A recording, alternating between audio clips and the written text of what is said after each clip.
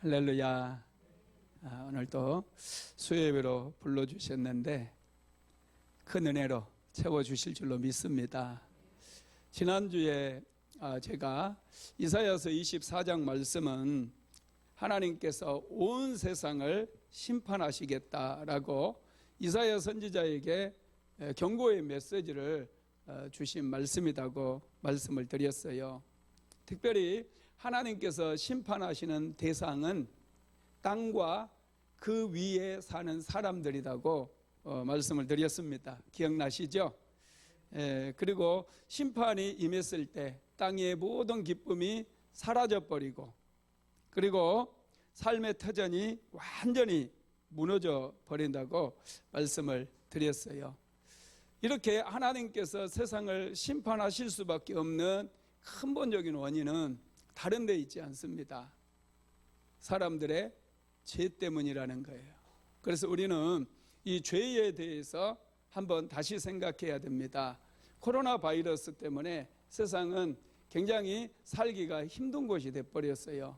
삶이 팍팍하고, 실제로 여러분 브라질 같은 경우는 지금 하루 사망자가 거의 3,000명에 육박을 하고 있어요. 확진자가 아니라 하루에 사망하는 사람이 거의 3,000명에 육박을 하고 있습니다. 완전히 그냥 사람들이 심판을 받아버렸고 그 땅들마저도 황폐케 되어지는 그런 일들이 일어나요. 이상하게 올겨울에 여러분 호주같이 비가 내리지 않는 나라도 많은 비가 내렸습니다. 그리고 미국 같은 나라 얼마나 여러분 한파가 몰아닥치고 엄청난 폭설이 내리고, 그래서 많은 분들이 고통을 당했잖아요. 그리고 지금 코로나 바이러스는 전 세계적으로 기세가 꺾이지를 않아요. 백신을 지금 열심을 다해서 백성들에게 맞추고 있지만은 지금 그다지 줄어든다는 느낌을 받을 수가 없습니다. 지금 이 시대 역시도 하나님께서 심판하고 있는 그런 시대라는 것을 생각하면서 이 말씀을 우리가 들어야 됩니다. 죄는 여러분 무서운 저주를 우리에게 가져다 줘요. 어떤 모양이든지 죄는 여러분 그냥은 없어지지 않습니다. 반드시 죄가 요구하는 것은 죄에 대한 값이에요. 죄에 대한 값은 뭡니까? 성경에서는 죄의 싹은 사망이다 그랬습니다. 죄 때문에 사람들이 많이 죽는 거고요. 심지어는 우리가 살고 있는 이 세상마저도 죄 때문에 여러분 고통을 받고 있다라는 거예요. 하나님께서도 이사야 선지자를 통해서 온 세상을 심판하시는데 이 땅에 살고 있는 사람들과 또 그 땅 자체를 하나님께서 심판하시겠다, 이런 말씀을 하셨습니다. 그래서 오늘도 여러분 이 말씀은 온 세상에 대한 하나님의 심판의 메시지이기 때문에 이 말씀을 잘 듣게 되기를 주님의 이름으로 축원합니다. 각 나라마다 이 땅을 소재로 하는 그런 문학 작품들이 참 많습니다. 중국에는 이 펄벅 여사가 쓴 대지라고 하는 책이 유명하잖아요. 그리고 바람과 함께 사라지다, 이것도 땅을 대상으로 하는 소설이고요. 우리나라도 박경리 선생님이 쓴 토지라고 하는 책이 있어요. 아주 장편 소설입니다. 굉장히 방대한 분량을 다루었죠. 여러분, 사람들이 이 땅에 대해서 굉장히 관심이 많아요. 옛날부터 땅이 많은 집이 부자로 통했고 힘을 가진 사람이었어요. 그래서 어떻게 해서든지 땅을 많이 얻으려고 했습니다. 고대 전쟁은요, 어떤 전쟁이었느냐 하면 땅을 빼앗는 전쟁이었어요. 자신의 나라의 영토를 확장시키기 위해서 전쟁을 했습니다. 땅을 많이 차지한 나라일수록 강력한 나라였고 강력한 제국이었어요.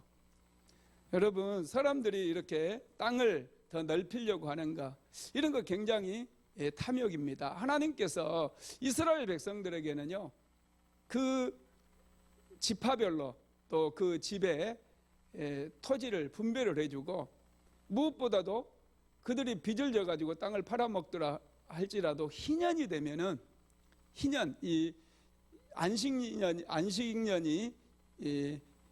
7번 지나면 77에 49잖아요. 이게 49년이 되고 그 다음에 50년째 되는 해를 희년으로 이렇게 정하고, 그 희년이 되어지면 모든 땅을 이렇게 다 원래 주인에게 돌려주도록 하는 그런 제도가 있었어요. 이건 정말로 하나님께서 그 백성들을 사랑하시기 때문에 이런 제도를 만들어 주었습니다. 그런데 사람들은 너무 땅에 대한 욕심들이 많았어요. 그러다 보니까 이스라엘 백성들 역시도 희년이 되었어도 땅을 돌려주지 않는 거예요. 이게 일상화되어 버립니다. 그때 하나님께서 그 이스라엘 백성들을 이제 그 땅에서 토해내버리는 그런 일들이 역사 속에서 일어나게 된 것이죠. 여러분, 사람이 살아가는 데 있어서 얼마의 땅이 필요할까요? 톨스토이 작품 중에 사람에게는 얼마나 많은 땅이 필요한가, 이런 단편 소설이 있습니다. 여러분들 중에도 보신 분들이 있겠지만 이 주인공이 파홈이라고 하는 사람이에요. 이 파홈은 땅에 대한 욕구가 굉장했습니다. 어떻게 해서든지 많은 땅을 사기 위해서 아주 이렇게 열심히 일했던 사람이죠. 어느 날 멀리서 한 촌장이 찾아옵니다. 그러면서 이 파홈을 찾아와 가지고 당신이 땅을 정말로 사기를 원하고 그렇게 땅에 대한 소유욕이 강하다고 하는데, 내가 당신에게 당신이 원한 만큼 땅을 주겠다고 그렇게 얘기를 합니다. 그러니까 눈이 띵 하는 거죠. 이 촌장이 이 파홈에게 얘기를 해요. 당신이 하루 동안 해가 뜨자마자 뛰기를 시작해서 하루 종일 밟고 오면 그 땅을 이제 다 주겠다는 거예요. 그런데 조건이 하나가 있습니다. 그 땅을 밟고 나서 반드시 해가 지기 전에 출발했던 장소로 돌아와야 돼요. 파홈은 그것을 좋게 여기고 이제 이튿날 바로 시작을 합니다. 더 많은 땅을 얻기 위해서 시간을 단축하기 위해서요, 먹는 것도 생략, 물도 마시지 않고 계속해서 쉼 없이 더 많은 땅을 얻기 위해서 달려가는 거예요. 달려가는 만큼 내 땅이 늘어나니까 얼마나 좋습니까?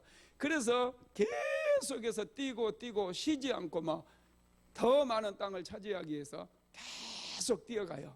그러다가 어느 순간 지금 몇 시야? 이 생각이 드는 거예요.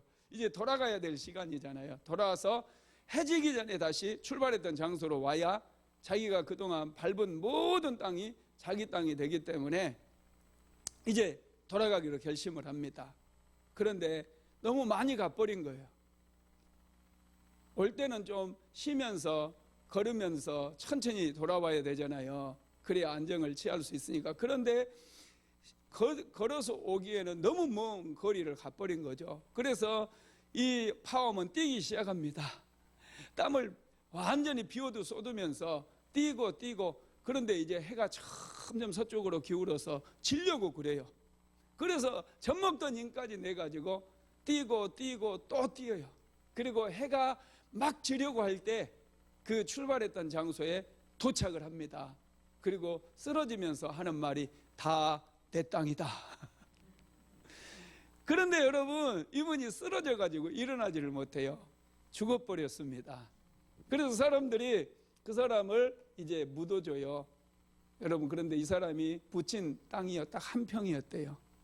사람에게는 얼마의 땅이 필요하냐면 한 평이면 되었다는 거예요. 여러분, 이렇게 사람들은 땅에 대한 욕심이 굉장히 중요한데요.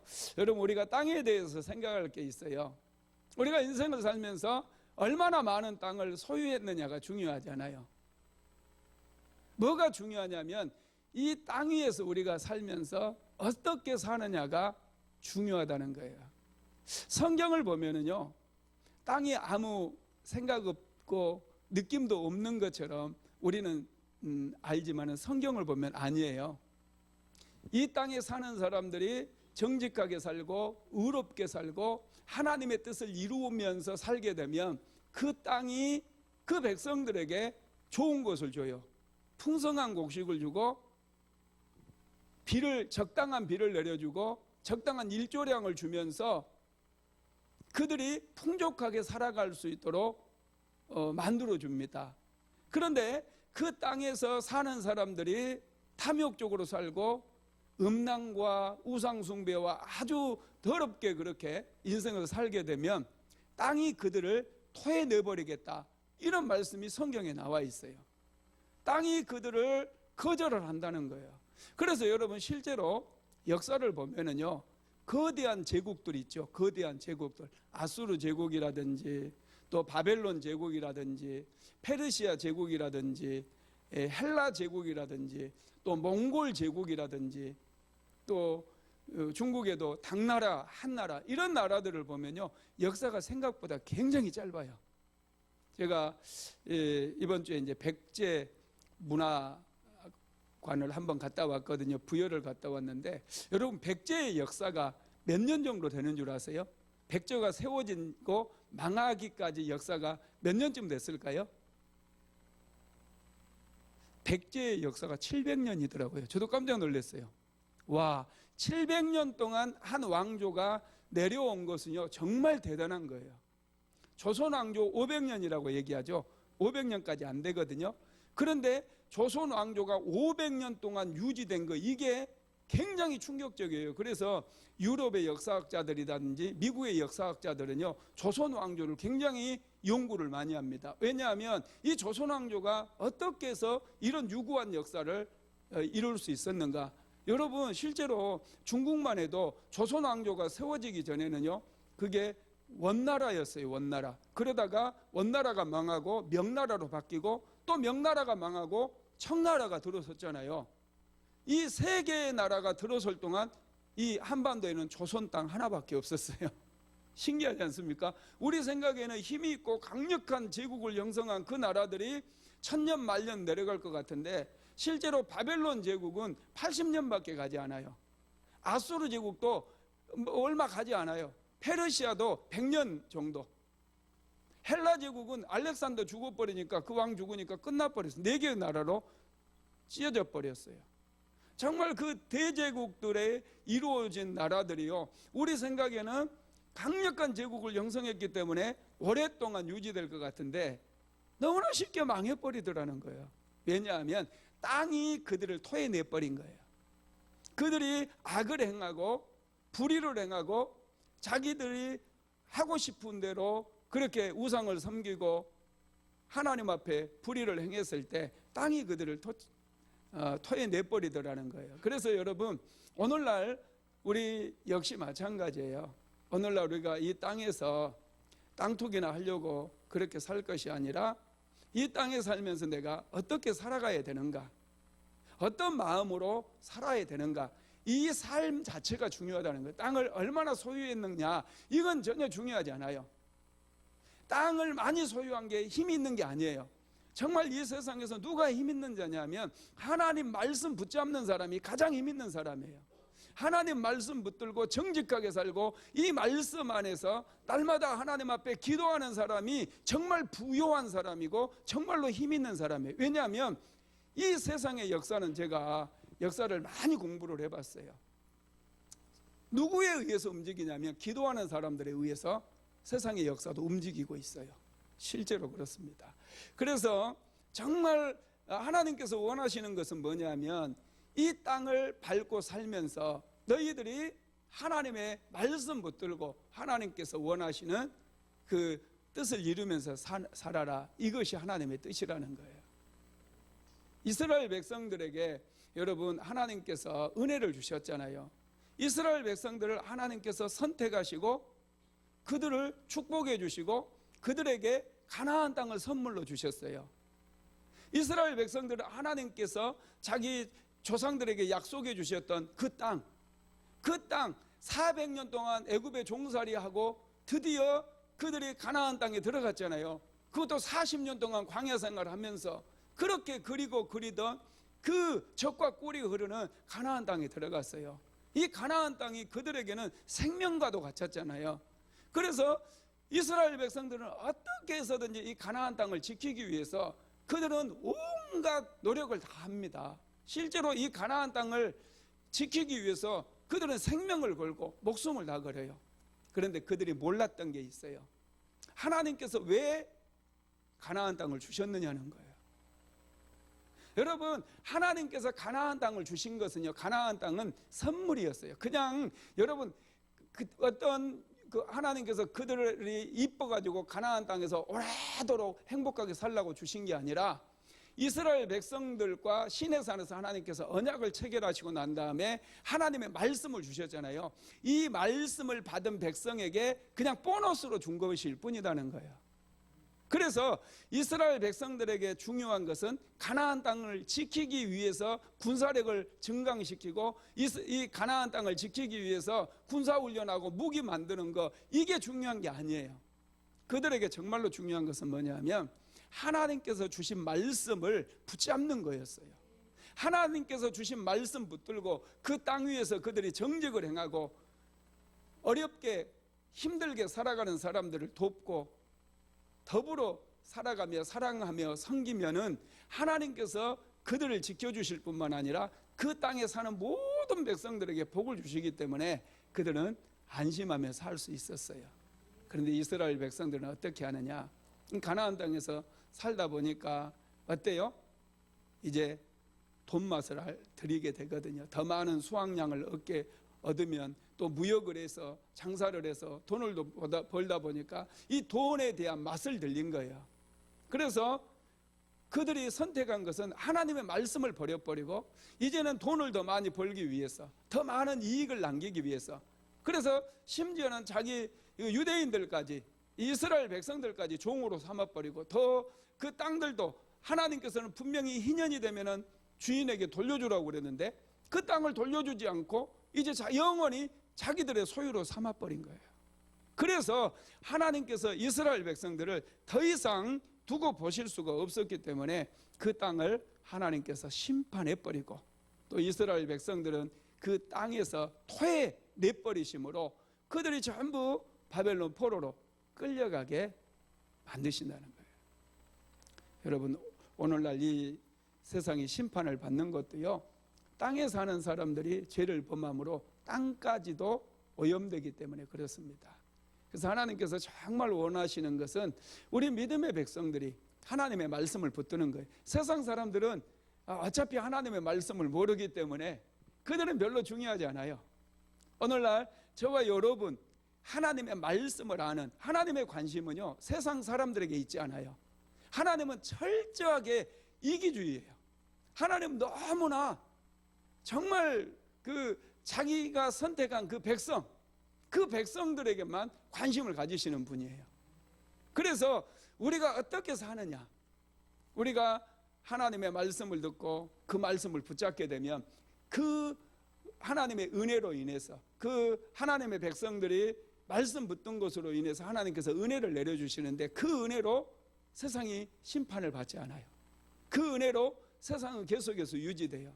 그런데 오늘날에는 여러분들도 많이 느끼지 않습니까? 하나님의 백성들이 세상 사람들과 별반 다를 게 없어요. 세상 사람들이 얻는 것 못 얻어서 굉장히 애통해하고 자꾸 부러워하고 그런다는 거예요. 그러다 보니까 하나님께서 니들 그러면 안 된다.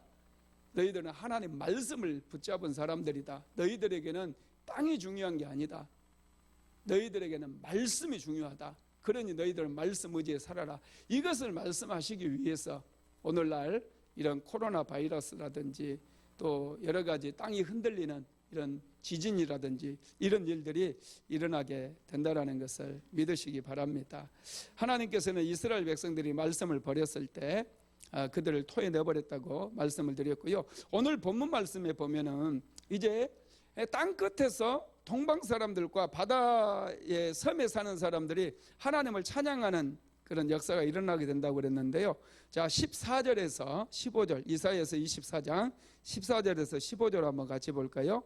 무리가 소리를 높여 부를 것이며 여호와의 이름으로 말미암아 바다에서부터 크게 외치리니 그러므로 너희가 동방에서 여호와를 영화롭게 하며 바다 모든 섬에서 이스라엘의 하나님 여호와의 이름을 영화롭게 할 것이라.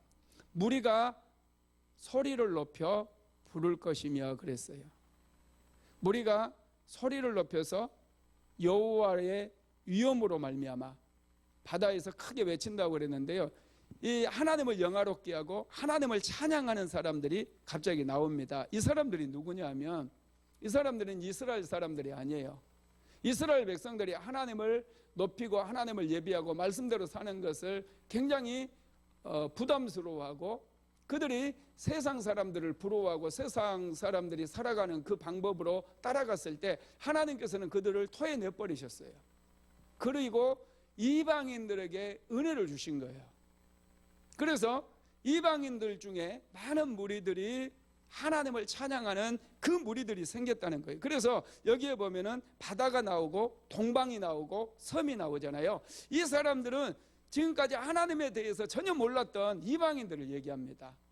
그 사람들에게 하나님의 복음이 전파되어지고 이 사람들이 하나님의 이름을 부르고 하나님을 기뻐하고 이 사람들이 하나님의 말씀을 받으니까 너무 감격이 되어가지고 그들이 하나님 말씀 붙들고 하나님께서 주신 기회를 붙잡는 거예요. 와, 놀랍지 않습니까? 오늘 저와 여러분이에요. 우리는 유대인이 아니잖아요. 이스라엘 사람들이 아니잖아요. 그런데 오늘날 저와 여러분에게 하나님의 말씀이 들려진 거죠. 이것을 우리는 너무 소중하게 여기잖아요. 우리는 정말 하나님의 말씀을 너무너무 소중히 여기는 거고 예배를 소중히 여기고 하나님과 교제하고 하나님 앞에 나오는 것을 너무나 소중하게 여겨요. 그래서 오늘 수요예배도 나오는 거 아닙니까? 하여튼 성경에도 보면은 그 신약 시대에 사도 바울이 복음을 선교 여행을 다니면서 복음을 전하잖아요. 고린도 같은 경우도요.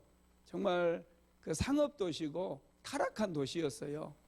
바울이 고린도에 도착했을 때 심히 두려워하고 떨었다고 그랬어요.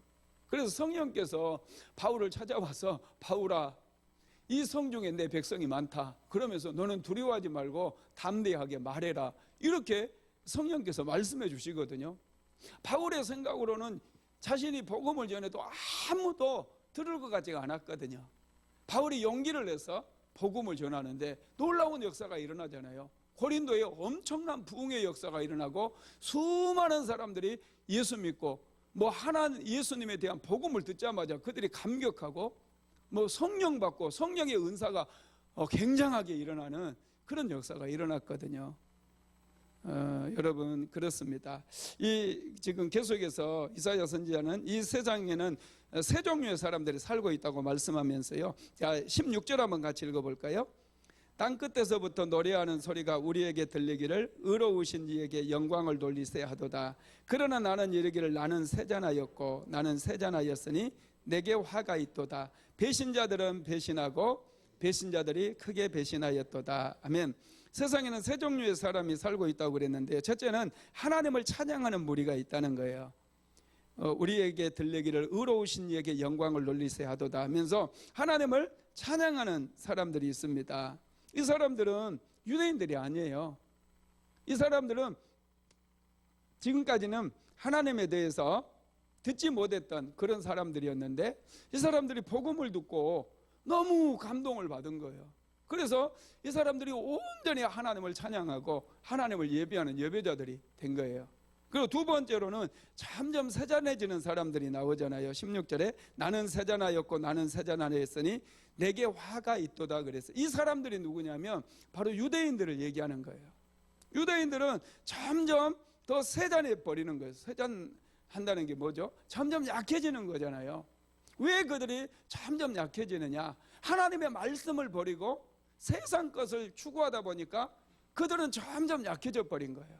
우리 그리스도인이 점점 강해지기 위해서는요, 말씀 중심으로 가야 돼요. 예배 중심으로 하나님과 늘 기도하면서 그때 우리는 가장 강해질 수 있고 생명력이 왕성해질 수 있어요. 유대인들은 많은 은혜를 받았잖아요.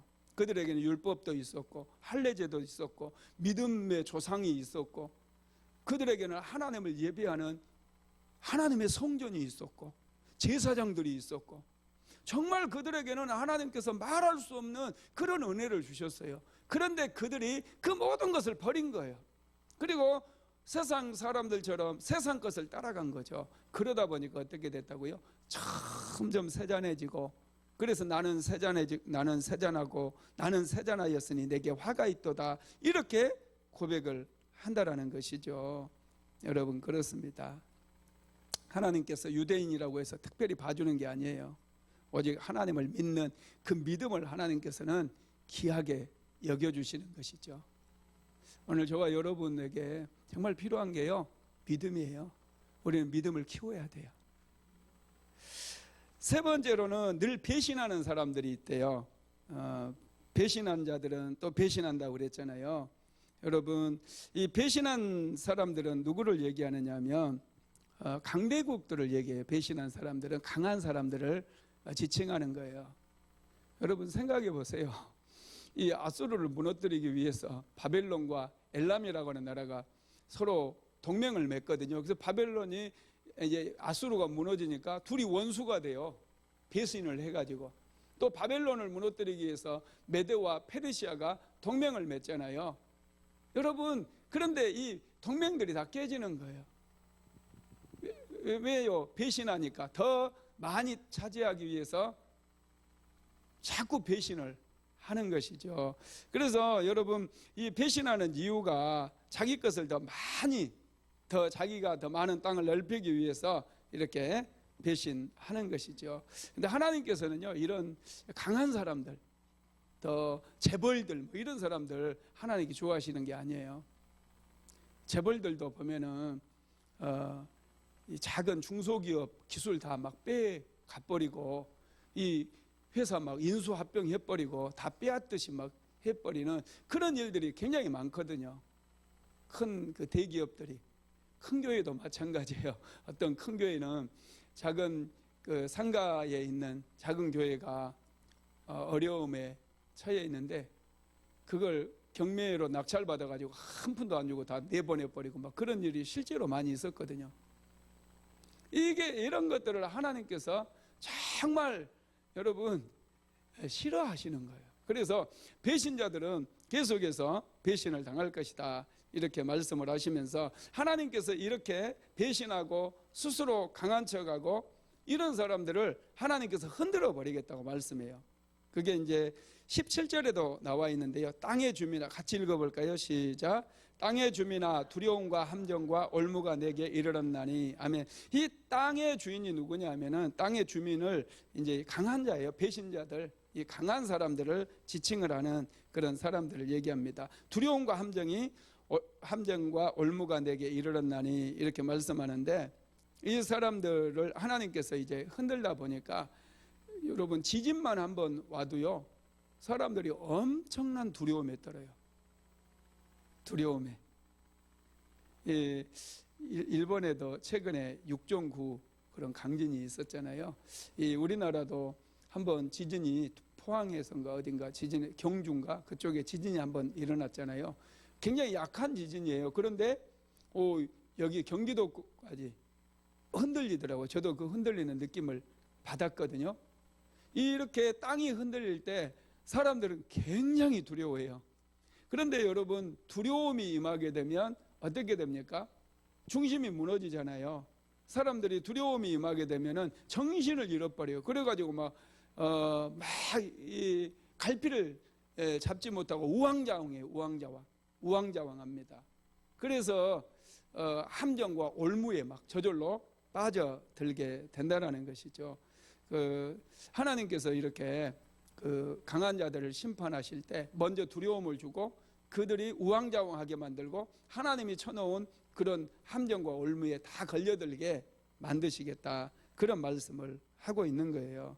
자, 18절도 한번 읽어볼까요? 두려운 소리로 말미암아 도망하는 자는 함정에 빠지겠고 함정 속에서 올라오는 자는 올무에 걸리리니 이는 위에 있는 문이 열리고 땅의 기초가 진동함이라. 아멘. 이 함정과 올무는 하나님의 심판을 말씀하는데 그곳에서 벗어날 자가 아무도 없다라는 거예요. 저와 여러분이 알아야 될 게 있습니다. 이 세상에는 두 개의 세계가 있다는 거예요. 눈에 보이는 현실 세계가 있어요. 그런데 눈에 보이지 아니하는 영의 세계가 존재합니다. 제가 늘 나무를 비유로 들잖아요.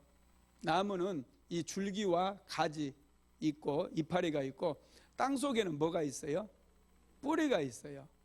나무 뿌리가 보여요, 안 보여요? 안 보입니다. 땅 속에 있기 때문에. 그런데 나무에게 있어서 가장 중요한 것은 뿌리예요. 나무를 잘라버리면, 뿌리가 이탈되어 버리면 나무는 다 죽어요. 나무가 만약 뿌리가 병들어 있으면 그 나무는 죽어버려요.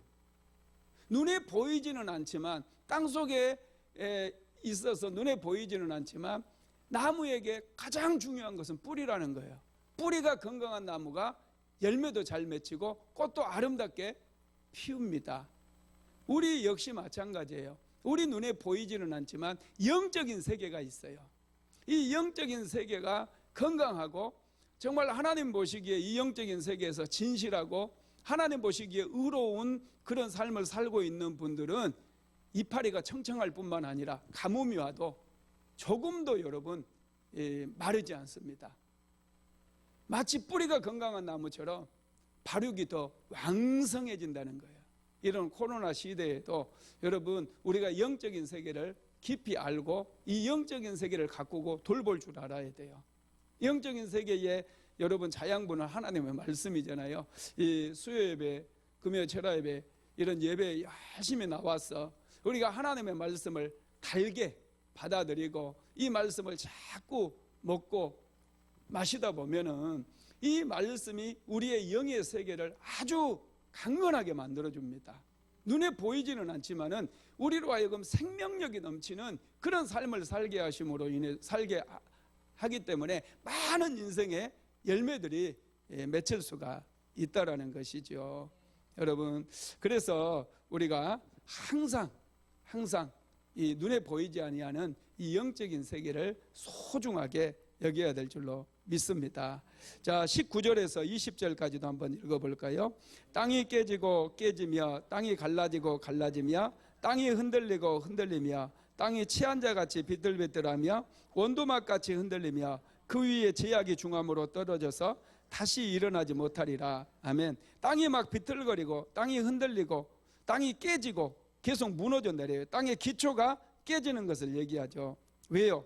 이게 죄 때문이라는 거예요. 여러분, 이 죄는 우리의 삶을 흔들어 버려요. 삶의 기초를 흔들어 버려요. 항상 우리는 죄를 멀리 해야 될 줄로 믿습니다. 자, 21절로 22절도 읽어봅니다. 그날에 여호와께서 높은 데서 높은 군대를 벌하시며 땅에서 왕들을 벌하시리니 그들이 제수가 깊은 옥에 모임같이 모이게 되고 옥에 갇혔다가 여러 날 후에 형벌을 받을 것이라. 아멘. 여기서 그날은 하나님의 심판의 날을 얘기하는데요. 그날에 여호와께서 높은 데서 높은 군대를 멸하시며 그랬어요. 여기서 높은 군대가 뭐냐 하면 공중권세 잡은 이 어둠의 영들, 마귀의 세력들을 얘기를 합니다. 사탄의 세력들을. 공중권세 잡은 마귀의 세력 여러분 많이 들어보셨죠? 이 공중의 어둠의 영들이 딱 이렇게 우상 숭배가 심한 나라일수록 이 악한 이 권세들이 딱 지고 있어요. 공중권세 잡은. 그래서 미얀마라든지 태국이라든지 이런 불교 국가들은 아주 그런 게 영적으로 아주 세기 때문에 복음을 전하기도 아주 어려워요. 그런 불교 국가에서 누군가가 예수를 믿는다는 것, 또 이슬람권 이런 나라에서 예수를 믿는다는 것, 이게 굉장히 어려운데 하나님의 심판의 때가 되면 이 공중권세 잡은 이 어둠의 영들, 이 마귀들 하나님께서 다 심판해 버린다는 거예요. 다 내쫓아 버린다는 거예요. 뿐만 아니라 땅의 왕들을 벌하신다 그랬는데 이 땅의 왕들이 누굽니까? 영웅들이에요. 이 세상 역사에 나타났던 그런 영웅들, 알렉산더 대왕이라든지 뭐 느부갓네살 왕이라든지 이런 이 뭐 살마네스 로셈 우리가 다 배우지 않습니까? 이런 영웅들, 지금도 이 세상을 통치하고 있는 그런 이 영웅들, 이런 사람들을 벌하신대요. 그러면서 그들이 제수가 깊은 옥에 모임같이 모이게 되고 그들을 깊은 옥에 이렇게 모이게 하고 옥에 갇혔다가 여러 날 후에 그들 형벌을 받게 된다라는, 그들을 하나님께 전부 심판하시고 그들에게 형벌을 준다라는 것이죠. 여러분, 마귀는요 공중권세를 잡고 성도들을 매일매일마다 미혹해요. 죄를 짓게 만든다는 거예요. 마귀를 여러분 절대 무시하면 안 돼요. 마귀가 누구도 유혹했어요? 예수님도 유혹했어요. 마귀를 어떤 분들은 이 마귀 하면서 너무 쉽게 말씀하시는 분들이 있어요. 여러분 방심하면 져요. 금세 우리는 여러분 항상 내가 서 있다고 생각하면 곧바로 넘어질 수 있는 연약한 존재들이에요. 그래서 깨어 있어야 돼요. 공중권세 잡은 마귀는 우리를 어떻게 해서든지 유혹해가지고 죄에 넘어지게 만들려고 그래요. 어떻게 해서든지 죄에 넘어지게 만들면 자기 종을 삼아버리거든요. 인생을 파멸시켜버리거든요. 그래서 우리가 이 선율로 생각하거든 넘어질까 조심하라 말씀하셨는데 이 말씀을 항상 기억해야 돼요. 겸손해야 돼요. 그러나 그날에 하나님의 심판의 때가 되면은 하나님께서 이 공중권세 잡은 어둠의 권세들을 다 진멸해 버리시겠다, 이런 말씀을 하고 있습니다. 자, 23절도 한번 읽어볼까요? 그때 달이 수치를 당하고 해가 부끄러워하리니 이는 만군의 여호와께서 시온산과 예루살렘에서 왕이 되시고 그 장로들 앞에서 영광을 나타내실 것임이라. 아멘. 여기서 그때는 이게 이제 예수님께서 오시는 그때예요. 그러니까 이 그때는 예수님께서 재림하시는 그때일 수도 있습니다. 이 달이 수치를 당하고 해가 부끄러워한다는 얘기는 뭡니까?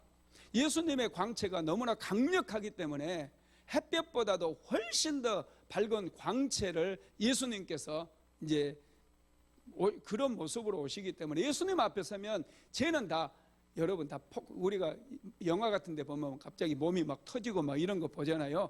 이 예수님의 빛이 얼마나 이 정의로운 빛이고 공의로운 빛인지 이 빛 앞에 나아가게 되면 제가 그대로 머물러 있는 사람은 몸이 다 터져버릴 수 있어요. 우리가 그 영화의 한 장면처럼 예수님 앞에 서면 우리는 거짓말도 할 수가 없어요. 왜냐하면 모든 것을 아시는 그 빛이거든요. 그래서 여러분 얼마나 이 성경이 리얼하게 표현을 했는지 몰라요. 달이 수치를 당하고 해가 부끄러워한대요. 그 예수님의 빛난 그 광채 앞에서 이 해가 부끄러운 거예요. 달이 수치를 당하는 거예요. 이런 것은 빛도 아닌 거예요. 예수님이 오시면 그렇게 빛으로 오신다라는 것입니다. 여러분 예수님께서 그 22절에 이제 땅이 흔들리고 진동하고 이 모습은 예수님께서 초림하셨을 때 십자가에 못 박아 죽으실 때 이 땅이 진동하고 무덤이 막 열려지는 그런 일들이 있지 않았습니까?